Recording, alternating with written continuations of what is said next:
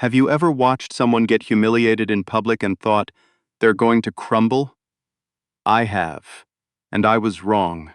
This is the story of a 14-year-old girl who walked into the most prestigious music conservatory in the country, wearing a thrift store coat and carrying a violin held together with electrical tape. And what happened next changed everything for everyone in that room, including the man who tried to destroy her. Let me tell you how it started. The National Young Artists Conservatory competition had been running for 31 years. Every October, the Glenn Gould Prize Invitational filled Koerner Hall in Toronto with the finest young classical musicians in Canada, the kind of students who had been in private lessons since age 4. The kind whose parents flew them to Vienna for summer master classes. The kind who wore blazers embroidered with the crests of schools that cost $40,000 a year. Professor Alistair Drummond, 64 years old, broad-shouldered, silver-haired, a former child prodigy himself, stood at the head of the judges' panel. He had been the artistic director of the conservatory for 22 years. He had launched careers. He had ended them. His word, in the world of Canadian classical music, was close to God. He had written the competition. He had built its reputation. And he did not believe in surprises. The morning of the Invitational, 16 finalists gathered backstage at Koerner Hall. 15 of them had coaches, pressed uniforms, instrument cases that cost more than some families paid in rent.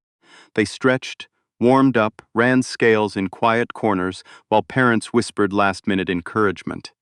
And then the side door opened.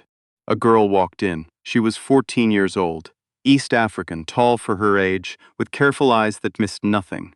She wore a green winter coat, clearly second-hand, a little too large at the shoulders, and carried a violin case that had seen better decades. A strip of black electrical tape ran along the hinge. Her name was Imogen Dassey, and she had taken the GO train in from Hamilton that morning. Alone. Her registration confirmation was folded in her coat pocket, creased from being read too many times. She found a seat near the back of the waiting area and sat down quietly. She didn't stretch, didn't warm up, just placed the case on her knees and looked at the floor. One of the other finalists, a boy named Trevor Ashby, 15, blonde, the son of a Bay Street lawyer with a $250,000 Guadagnini on his back, leaned over to the girl beside him. "Did she come from the wrong room?" he murmured. The girl beside him didn't answer. She was already looking somewhere else. Professor Drummond appeared at the backstage entrance, making his pre-competition rounds. He moved through the room with the ease of a man accustomed to deference. Students straightened when he passed. He paused to shake hands, offer brief nods, say two-word things that felt like appointments. Then he saw Imogen. He stopped. She was the only person in the room not watching him enter. She was looking at her hands, which were resting flat on top of the violin case. Drummond walked over. He looked at the case, at the coat, at her. "Are you a performer today?" he asked. His voice was not unkind. It was something worse, genuinely puzzled. Imogen looked up. "Yes, sir. And your teacher?" "I don't have one." A pause, long enough for two people nearby to overhear and glance over. "You don't have a teacher?" Drummond repeated. "No, sir. This competition requires a faculty endorsement from a registered RCM instructor or equivalent." He tilted his head slightly, the way a man does when he's already decided what the answer is. "Do you have that?" Imogen reached into her coat pocket and produced a folded paper. She held it out. Drummond took it, unfolded it. His expression shifted. Not much, but enough. The endorsement was signed by Dr. Margaret Nosy Adeyemo, former first chair of the Toronto Symphony Orchestra, one of the most decorated violin pedagogues in the country. The signature was unmistakable. Drummond had seen it on graduate theses, on honorary doctorates, on the wall of his own conservatory. "Where did you study with Dr. Adeyemo?" he asked. "I didn't," Imogen said. She heard me play at a community center in Hamilton. She sent in the endorsement herself. Drummond stared at her for a moment. Then he folded the paper and handed it back. "Self-taught," he said. The word landed with all the warmth of a file being closed. "Mostly." He looked at the violin case one more time. The electrical tape, the the scuffed latches. "You know," he said quietly, "there's no shame in observing. A competition like this, it can be formative, even from the audience." The room had gone still. Everyone was listening now, pretending not to. Imogen looked at him. Her voice was calm, almost careful, the way you speak when you've decided not to let something in. "I came to compete, sir." Drummond held her gaze for one long moment. Something crossed his face. Not anger, exactly. Something closer to the expression of a man who has underestimated something before and is making a decision about whether to let that matter. He turned and left the room. Behind him, Trevor Ashby exhaled a quiet laugh. "Well," he muttered, "good luck." Imogen opened her case and looked at her violin. It had belonged to her grandmother. A 1960s factory-made instrument, nothing special, nothing rare. But her grandmother had played it every Sunday in the kitchen while Imogen was small, and when her grandmother died 3 years ago, it was the only thing Imogen asked for. She tightened her bow, rosined it carefully, tuned each string by ear with quiet precision. Nobody in the room spoke to her. That was fine. She closed the case, rested her hands on her knees, and waited. Now, before we go further, I need to tell you who Imogen Dassey actually was. Because the room had already decided, and they were wrong about almost everything. Imogen had grown up in a 2-bedroom apartment in the East End of Hamilton with her mother, Adese Dassey, a registered practical nurse who worked overnight shifts at St. Joseph's. No father in the picture. No music lessons. No money for music lessons. But there was the violin, and there was YouTube, and there was a public library with a surprising number of music theory books, and there was Imogen, who was the kind of person who sits with something until it opens up. She had started playing at age 9. By 11, she had worked through the Royal Conservatory curriculum on her own. No teacher, just the books and the recordings and the endless repetition in her bedroom while her mother slept in the next room after a 12-hour shift. By 13, she had taught herself pieces that RCM students spent years on in private lessons. A teacher at her school had heard her playing in the practice room and, not knowing what else to do, called the Hamilton Conservatory and asked if someone would come listen. No one came. So the teacher drove Imogen herself to a community music showcase in January, the kind of event held in a church hall with folding chairs and a rainstorm outside. Dr. Margaret Nosy Adeyemo, 68 years old, legendary, semi-retired, was there because the showcase's director was an old friend. Imogen played for 6 minutes. Dr. Adeyemo sat in the front row, very still, and did not speak when it was over. Then she asked Imogen to play the second movement again. Then she asked to see her hands. Then she asked where she studied. When Imogen told her, "Nowhere," Dr. Adeyemo was quiet for a long time. "I have been teaching violin for 40 years, she said finally, "and I have sent 11 students to Koerner Hall. I'm going to send you a 12. She had filed the endorsement that same week. She had told no one else. Imogen had not told her mother everything, just that she'd qualified. She'd said it at dinner carefully between bites. Her mother had put down her fork and looked at her for a long moment and then said, "Of course you did." Like it was simply the next sentence in a story she already knew. The prize was $10,000 and a guaranteed audition slot at the conservatory. Adese Dassey was drowning in credit card debt from a medical emergency 2 winters ago. $10,000 was the oxygen at the bottom. Imogen had not told her mother that part. She'd just said, "I'm going to try my best." The competition began. The format was straightforward. 3 rounds, judges scoring on technical execution, musicality, and interpretation. Final round was solo performance. 15 minutes before to 4 performed from memory in front of the full audience. Koerner Hall held 1,135 people. That day it was close to full. Round 1 was a sight-reading exercise, a piece of sheet music the competitors had never seen, distributed 15 minutes before performance. They were given time to study it, then they played. Imogen took her copy and sat alone at a music stand in a corner. She read through it once. Then she set down the paper and sat quietly, eyes closed. Trevor Ashby, watching her from across the room, said to his coach in a low voice, She's not even going over it. His coach didn't answer. When Imogen walked on stage and played the sight-reading piece, she did not make a single error. Her tone was clean, her phrasing natural, her dynamics, the way she shaped the soft and loud, moved with the music the way a conversation moves, not like something memorized. The audience applauded, politely at first, then a little louder.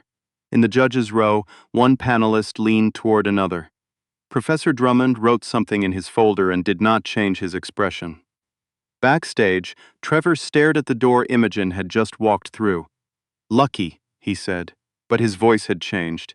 It was flatter than before. Round 2 was a technical examination. 12 etudes, increasingly complex, the competitors performing 4 chosen at random by the panel.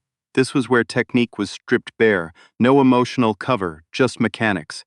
Bow, arm, intonation, position shifts. Imogen drew her 4 etudes. She played them in order. When she reached the 4th, a dant etude in fourths, known for being punishing on the left hand, she paused for one breath before she started, just one. Then she played it, clean, accurate.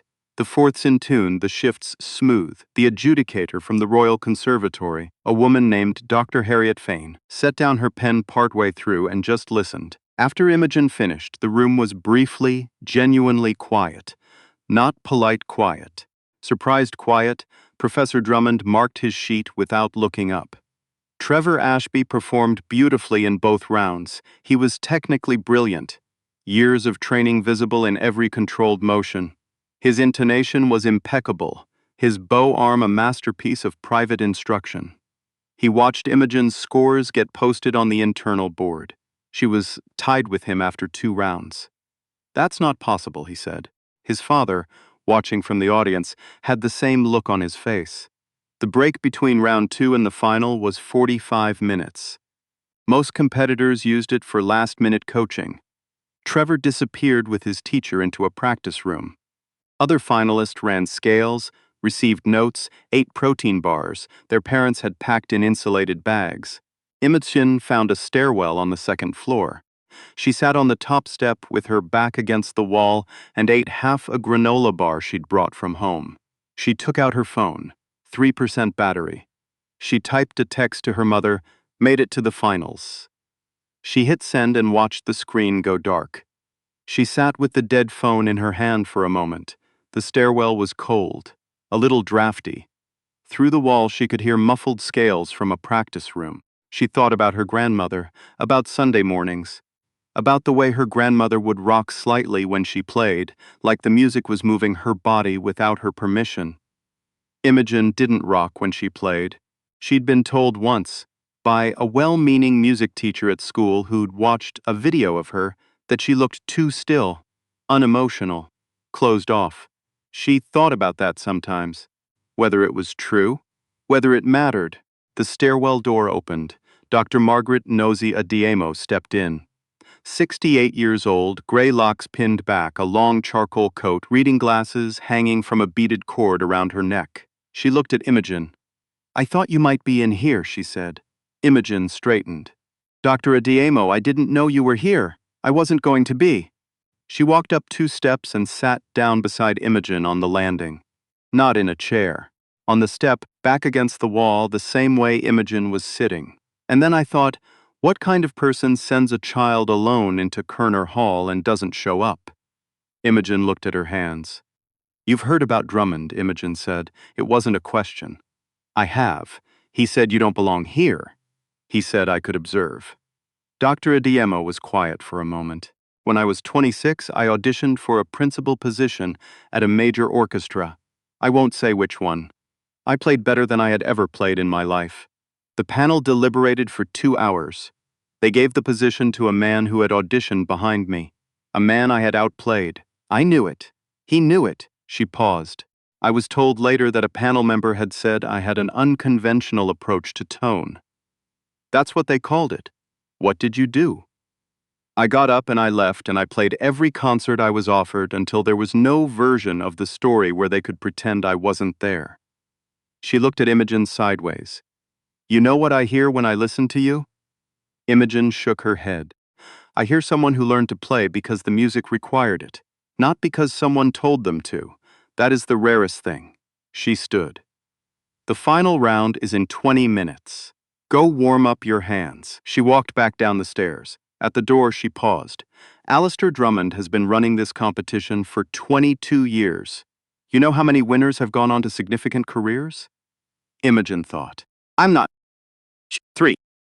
Dr. Adeyemo opened the door. Keep that in mind. She left. Imogen sat for another 30 seconds. Then she stood, put the dead phone in her pocket, picked up her violin case, and walked down the stairs, the final round. Koerner Hall at full capacity. 1,200 people. Local press in the back. A live stream running on the conservatory's website that had by now 6,000 viewers. Word had spread on social media about the girl from Hamilton with the taped-up violin case. The 3 remaining finalists were Imogen Dassey, Trevor Ashby, and a 16-year-old from Montreal named Colette Varin, a technically stunning cellist who had placed second the previous year. The format: each performer presented their solo program. 15 minutes maximum. Any classical repertoire from memory. The panel scored on execution, musical depth, and artistic conviction. Trevor performed first. He played Sibelius, the violin concerto's first movement, an athletic, demanding choice. He was extraordinary. His technique was flawless. The audience gave him a standing ovation.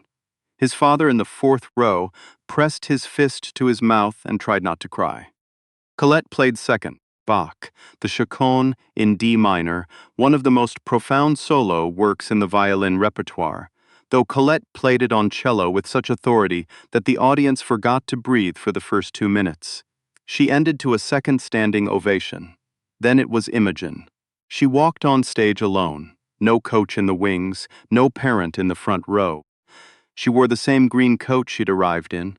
She'd taken it off, then put it back on because the backstage corridor was cold and she'd left it on by accident. Someone in the audience noticed. Someone else leaned over and said something. She reached the center of the stage. She looked at the audience, not performing, looking, actually looking. Like she was checking whether the room was ready. She raised her violin, set it under her chin. Professor Drummond, in the judge's row, placed his pen on the table. His expression was controlled, professional, polished into neutrality. She began to play. The piece she had chosen was the Chaconne, the same Chaconne Colette had just played, the same Bach, the same key. On violin, its original instrument. The room shifted. There were murmurs.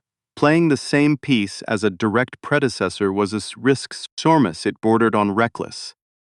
Most competition coaches would have advised against it in the strongest possible terms. Imogen had no coach, but from the first phrase, it was clear something different was happening. Where Colette's Chaconne had been architectural, precise, constructed, deliberate, Imogen's was conversational, not loose or sentimental, but alive in a different way. Like the difference between reading a letter and listening to someone speak. She played the way her grandmother had played in the kitchen, not rocking, still in body, but the music moved through her like she was made of something sound could travel through. The murmuring stopped. Drummond's pen, lying on the table, stayed there. At the 4-minute mark, Imogen reached the Sarabande variation, the emotional center of the Chaconne, the section that the great violinist Nathan Milstein once said should feel like a weight that cannot be put down. She played it so quietly that people in the back row leaned forward. The hall, which seated over 1,000 people and was built for resonance, went perfectly still. Trevor Ashby, watching from the wings, had his hand pressed flat against his sternum. He didn't know he was doing it. Dr. Margaret Adeyemo, in a seat on the aisle near the back, had her eyes closed. Her lips weren't moving. Her face was completely still. The Chaconne lasted 14 minutes and 20 seconds. When Imogen played the final note and lowered her bow, the sound died in the room slowly. The way a candle goes out in a closed space. 2 seconds of silence. Then the audience stood. Not politely. Not as a courtesy. They stood the way people stand when something happens that they didn't expect and don't entirely understand yet. A woman in the 5th row was crying, and she looked annoyed at herself about it. A teenage boy in the upper tier had his phone up, recording, and then put it down because it seemed wrong to look at this through a screen.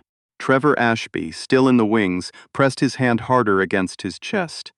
"She's better than me," he said quietly. No one was nearby to hear it.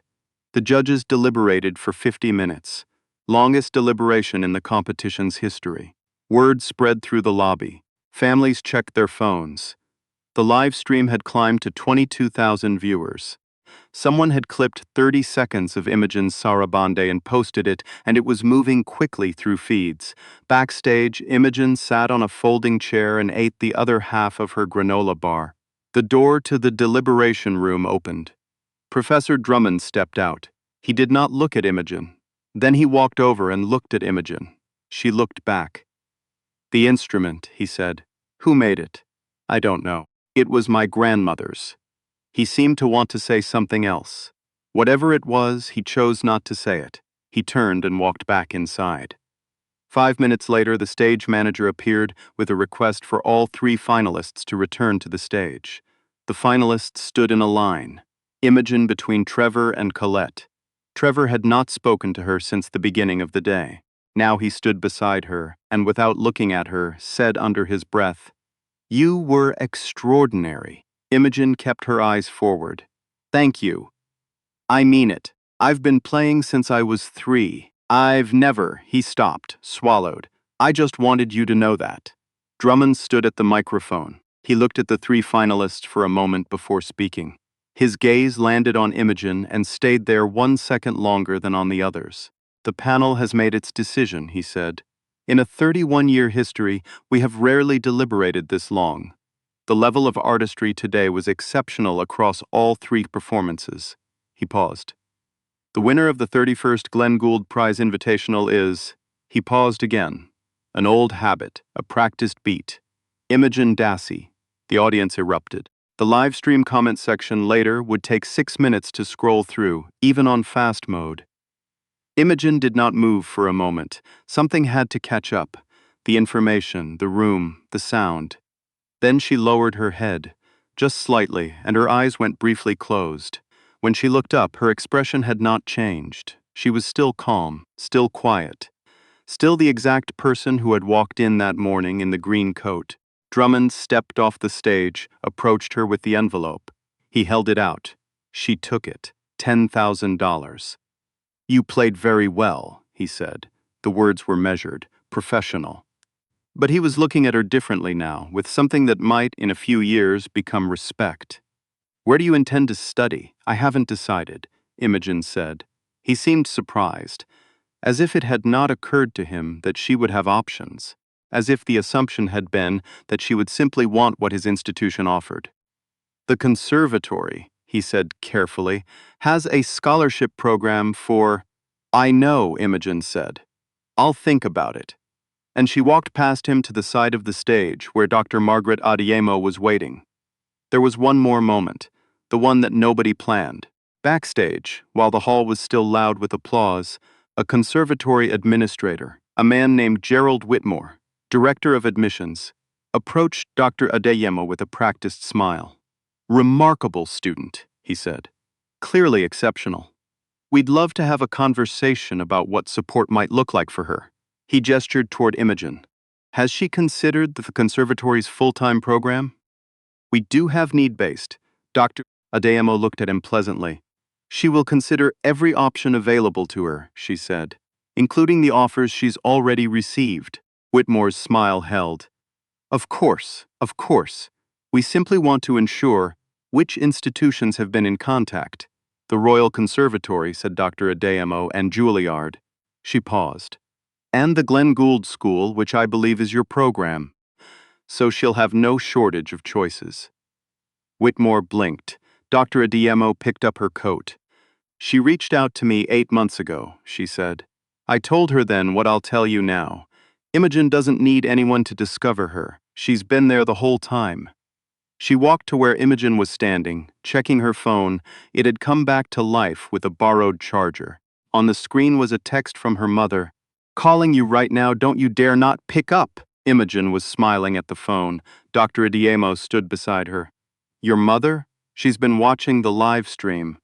She said she figured out the link from my little cousin's Instagram, and Imogen held up the phone so Dr. Adiemo could see the string of texts, capital letters, heart emojis, 2 lines that just said, "My baby, my baby, my baby." Dr. Adiemo laughed, a real laugh, the kind that uses the whole face. Imogen called her mother. Adieze Dassey picked up before the first ring finished, and whatever she said, Imogen wouldn't repeat it later. She'd just smile whenever anyone asked. It made Imogen press the phone hard against her ear and close her eyes and stand very still, like a person receiving something they had carried the weight of for a long time, like someone finally allowed to put it down. I want to talk to you directly for a moment.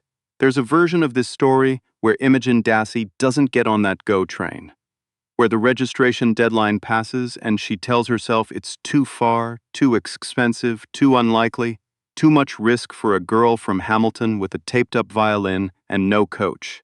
That version doesn't get told, because nothing happens in it. The version that exists, the one you just heard, exists because she got on the train anyway, because she sat in that room full of people who had already decided she didn't belong, and she didn't try to convince them otherwise. She just played. If you've ever been in a room where someone looked at you and saw the coat instead of the person, this one's for you. If you've ever been told to observe when you came to compete, this one's for you. The music doesn't care what you paid for your instrument. If this story meant something to you, tell me about it in the comments. I read them. Tell me about a time you walked into a room where nobody expected you to belong and stayed anyway. Share this with someone who needs to hear it today, and if you haven't already, subscribe to DELL Stories. There are more of these waiting for you, because every week there's someone who got on the train, and I'm going to keep telling you about them.